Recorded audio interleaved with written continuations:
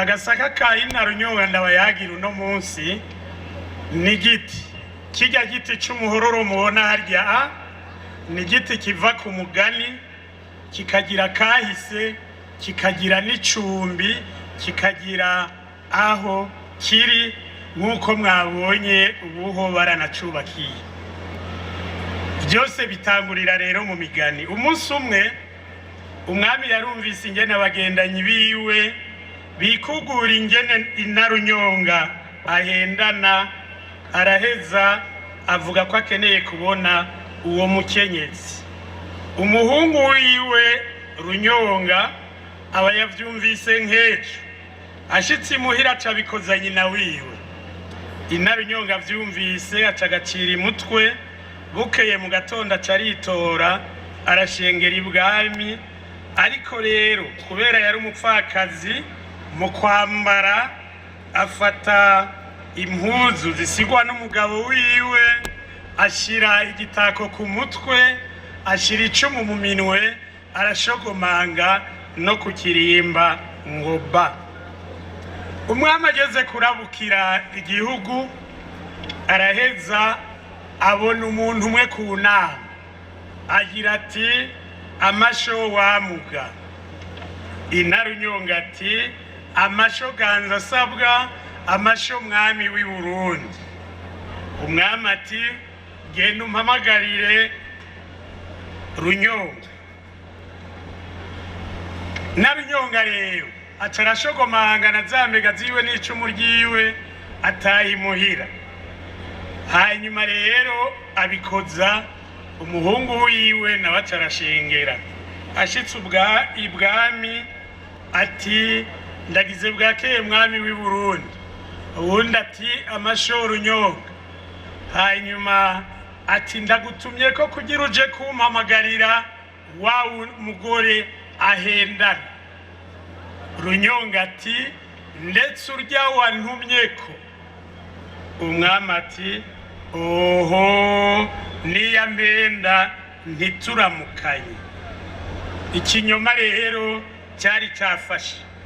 Uwumvise iyo nkuru aca yumva ko umuryango wa Inarunyonga, kubera ko ariho turamutse tuvuga uno munsi, waba hafi y'ibwami. Muri iki gihugu cy'u Burundi nabo ibirimba by'abami bya nyuma byabaye imbuye, mu Bukeye, imuramvya, ikiganda no mu yindi micungararo yaho tuvuze tutiriwe turadondagura ngaha. Namwe murazi ko urugo rw'umuntu ruba ahabanye n'umuryango wiwe, umugore n'umugabo n'abana biwe. Si ngombwa rero ngo umuntu abane na se na nyina canke na bene wabo. Uwo Inarunyonga rero turiko turavuga yabaye rurangiranwa mu Burundi bwose, ndetse no ngaho hakurya mu Rwanda bakaba bavuga Inarunyonga, bamwita Nyirarunyonga. Yabaye ingozi canke mu micungararo ya. Tuje rero ku vy'agasaka ka Inarunyonga. Muri iki gihe rero nituza kuvuga aho Inarunyonga yamuka agacimbira umutumba canke intara, kuko sivyo abanyengozi dukeneye cyane, iyo ndondora abandi bazoyigira. Ingozi rero yahazanywe nuko mwene wabo Inakigunu nawe nyene avugwa mu migani yo mu Burundi yari yerekanye agatwengo keza, nawe Inarunyonga arakagumwa, aca atangura kubaza ingene yo karonka. Nawe mwene wabo yamubariye ko kava kure cyane, baca bahana isango na mwene wabo y'igihe bazogira urwo rugendo kugira ngo baje kurondera ako gatwengo. Inakigunu acavuga ati mugabo tuzotekera impamba nini, kuko dutekeye induhuro ntoyi nitwohashika. Uwundi aravyemera. Indagano igeze barafata akayira bagenda berekeza mu buraruko bw'igihugu cy'u Burundi. Mu nzira Inarunyonga yarasaye ivyo kurya, mwene wabo ati twenga ndahabi. Inarunyonga agatwenga, mwene wabo ati ka gatwengo wifuza nturakarongo, kuko tuza gufungura aruko ka gatwengo wifuza wakaronse. Baragira urugendo rurerure cyane, hanyuma amaze kuronka nyagatwengo keza baricara barafungura induhuro yabo, hanyuma mu nyuma yandurutse ahwera arapfa. Kubera atasida hamba baratabaje abantu bo muri ako karere, hanyuma abantu barashwa baduka baramuhamba nk'uko biri mu migenzo y'abarundi, aronka imva Ingozi, gutyo iyo mva yitirirwa agasaka ka Inarunyonga. Kera tukiri abana bahora batubarira ko agasaka ka Inarunyonga kari ngaho hiyo muri paramedicale y'Ingozi. Kera rero aho hubatswe ekolo paramedicale y'Ingozi hari ibisaka byinshi cyane n'imikaritusi myinshi.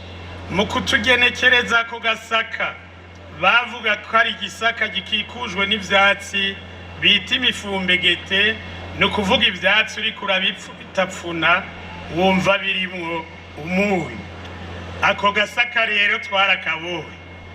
Uno munsi agasaka ka Inarunyonga karangwa n'igiti c'ikivumu cyo mu bwoko bw'umuhororo gisagaraye cyane kiri imbere y'ibiro by'intara ya Ngozi.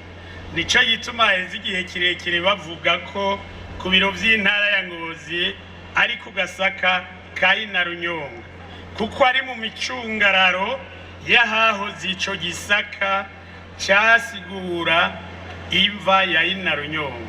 Muti navyo vyaje gute? Ibiro vya mbere vy'ababirigi vy'abakoroni b'ababirigi ku mugwa mukuru vyubatswe mu mwaka w'igihumbi kimwe majana 919. Murumva yuko twavuye mu migani ubu tugiye muri kahise, ni giti gifise kahise. Mu mwaka rero w'igihumbi kimwe majana 919 mu kubaka hakora abantu bo mitumba ya Rusuguti, Kanyami, Kinyami, Cyamugani, Gisagara, Muremera, Gahwazi, Masama, Buhiga, Gakeceri, Busoro na Kinyana bagakora nk'uku kubu dukora ibikorwa rusange. Mu guheraheza iyo nyubakwa barayubakiye urugo, barazana ibiti by'ibirimbi n'isobanywa. Muri ivyo biti barazanamwe ibiti binaga, ariko rero hari igishoro kimwe bashinze c'ikirimbi c'umuhororo cyashikanywe n'umuntu w'ikinyami, hanyuma gishingwa n'uwitwa Batururimi. Bahejeje ivyo bikorwa barahagiriwe umusezero, baraheza bararuhuka, baranywa inzoga z'urwagwa n'iz'impeke. Ushima vyari bikomeye, turetse indya zahaririwe barabazi inka y'ishuri yitwa Rwamuco yavuye kwa bahezera ngaho ku Kanyambo ka Kinyami. Uwo bahezera yayiguranye uwitwa Mageme, kuko mu nka ziwe wewe atanka atashuri y'ubukombe yarimwo bashobora kubaga, baca baja kuyironderera ahandi. Bamaze gufungura baratamba baratarika, ndetse mbere barabandwa. Kiranga aravumera, ibishego vyiwe biravovota, ibindi biraborogota. Aho hantu hari hakoraniwe kuko harimwo abarundi b'ubwoko bwose bavuye mu mihingo n'iyindi, harimwo n'abazungu b'abakoroni b'ababirigi.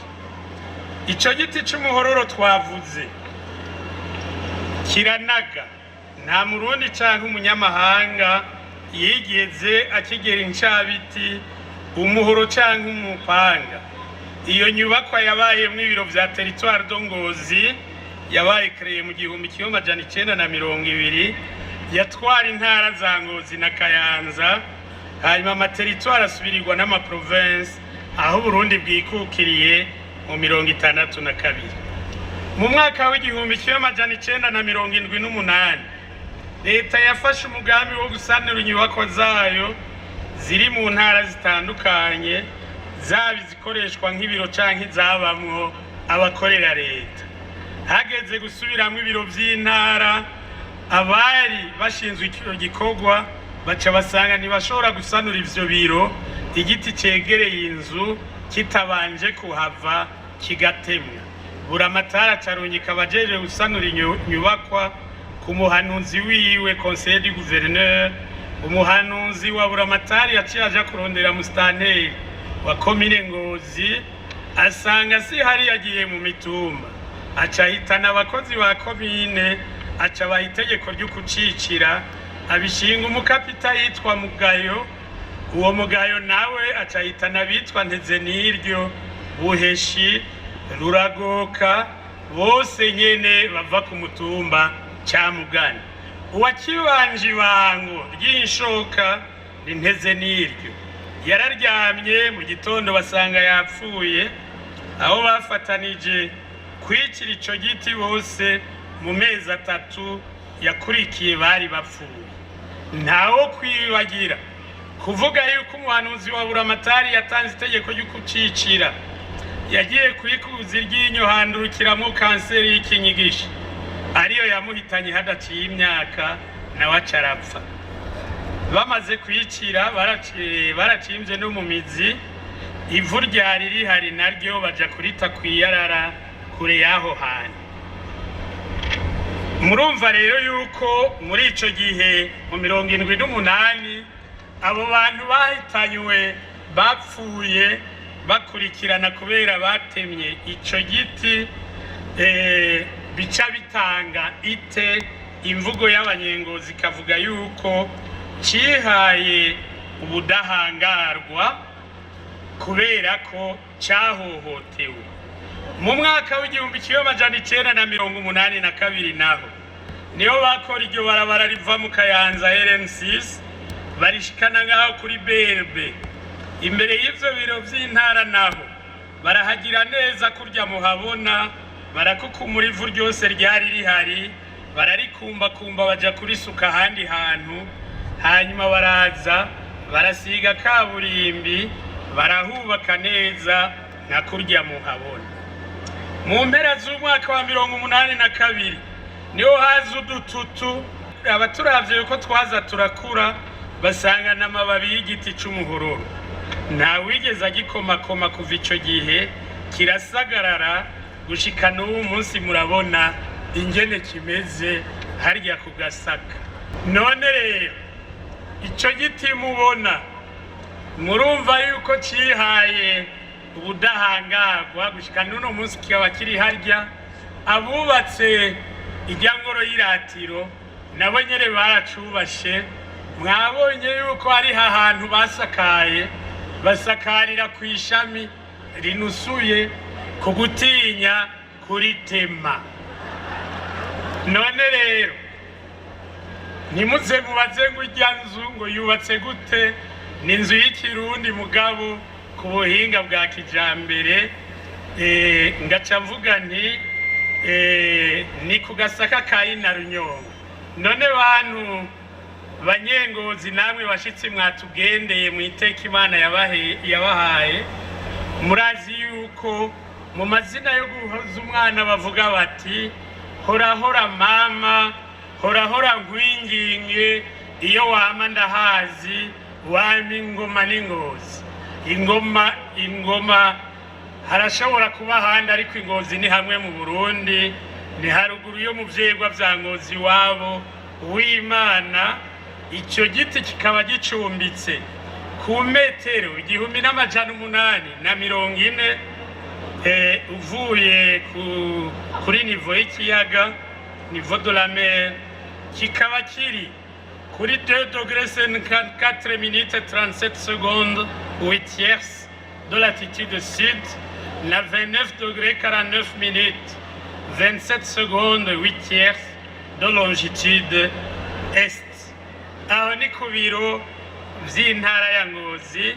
Ico giti kikaba cibutsa Agasaka ka Inarunyonga, cubakiye kandi gisakariye. Hakaba hari ikibuga c'umupira w'amaguru citirirwa stade ku Gasaka, na haturi ibiro vy'intara ya Ngozi vyubatswe n'abanyengozi bafatanije n'abagenzi babo. Ivyo biro bigeretswe gatatu. Imbere y'ivyo biro hari ibishusho, umugabo afise igipaho mu minwe n'umukenyezi ahetse umwana afise isuka mu minwe. Uwo mugabo n'uwo mukenyezi bisigura ko inguvu z'abagabo n'abakenyezi bo mu ntara ya Ngozi ari bo bubatse iyo gorofa. Inyenyeri nayo ifise amasonga 5, munsi yayo handitswe izina Ngozi, isonga rimwe riraba mu bumanuko irindi rikaraba mu buraruko.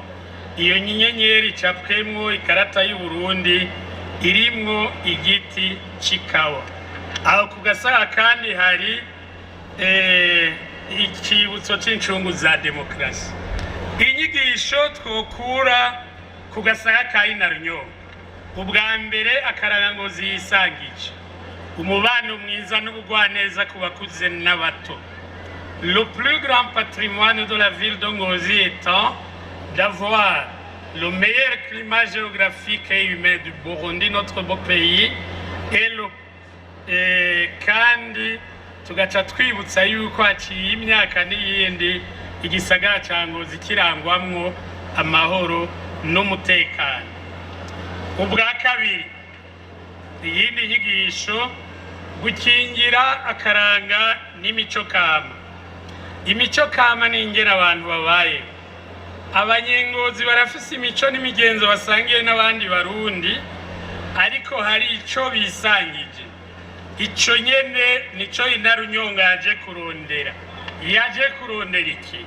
Urugweze, akanyamuneza, ubugwaneza, ukutinubana, urukundo no gufashanya, kwama ni imico myiza no kutabafumbije, kutama wijiriwe, kureka kugira imyavyi naho hari ingorane, bidasigura kuba igitwengera abarozi cyangwa igiseka ndiye.